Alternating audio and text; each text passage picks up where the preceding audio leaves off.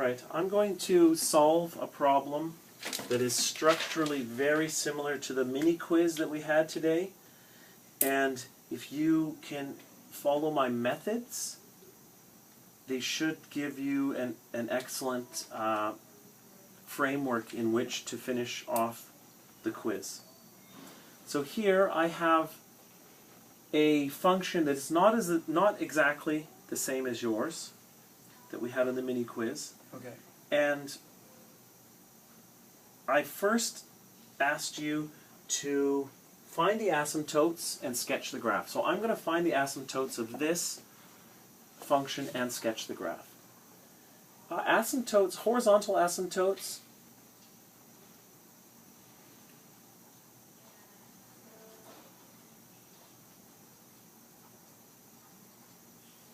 indicate the behavior of the function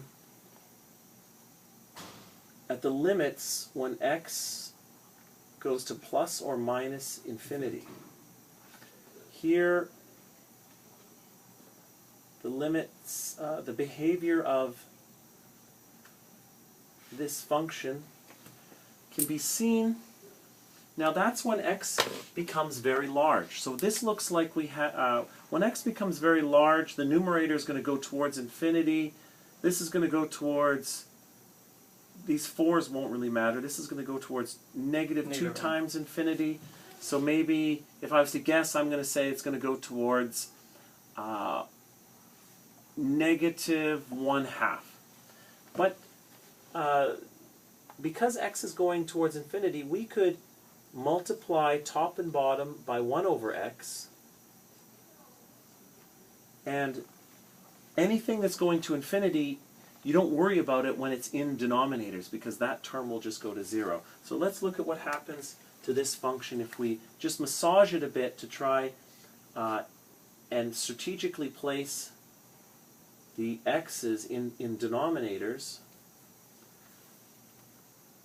So 1 over x times x is 1. The 3 is going to receive an x underneath. The 4 is going to receive an x underneath. And anything with an x in the denominator is dead. That's instead of minus plus 2, it's minus 2. So anything with an x in the denominator is doomed when the limit's taken. So if we actually take this limit, x, whether or not it goes to plus or minus infinity, it's still going to go to 0. Yes. So this is going to 0, that's going to 0, and our limit, as we suspected a moment ago, is 1 over negative 2, which is equal to negative 1/2. So we have horizontal asymptotes at, I could have said y equals 1/2. That's a constant value. So no matter what value of x is, its y is equal to 1/2. So let's remember that. Vertical asymptotes,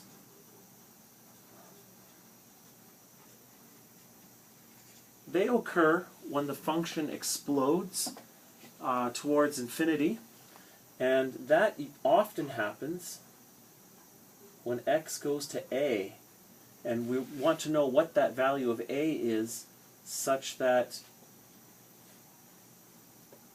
this function is equal to plus or minus infinity, or in the limit. It goes to plus or minus infinity. That can happen when the denominator goes very close to 0.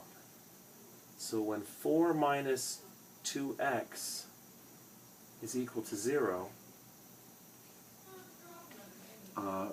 we're in trouble.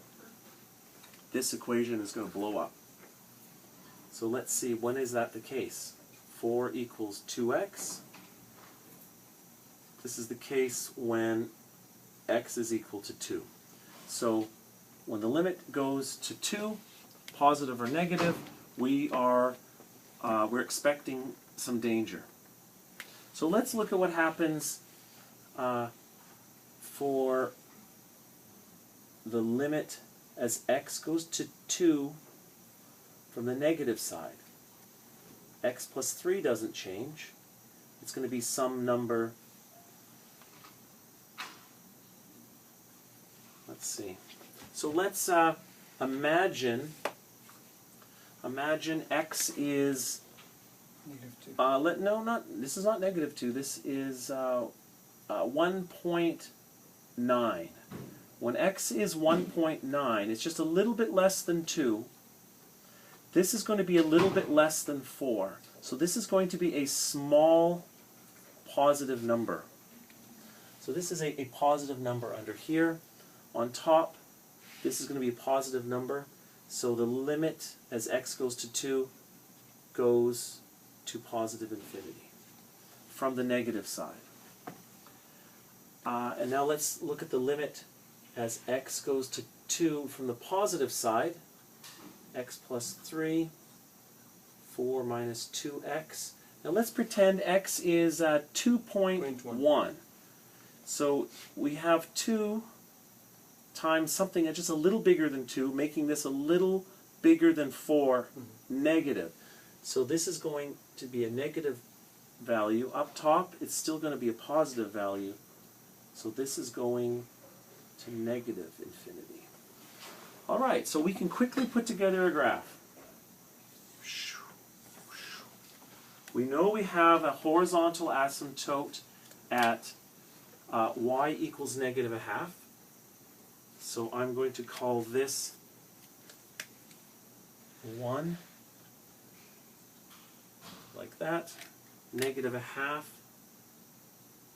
It's right there, so it's parallel to the x-axis. Well, all horizontal asymptotes, I guess, are. And we have another problem at 2. X is 2. That's out here. There's another asymptote, 2. And when the limit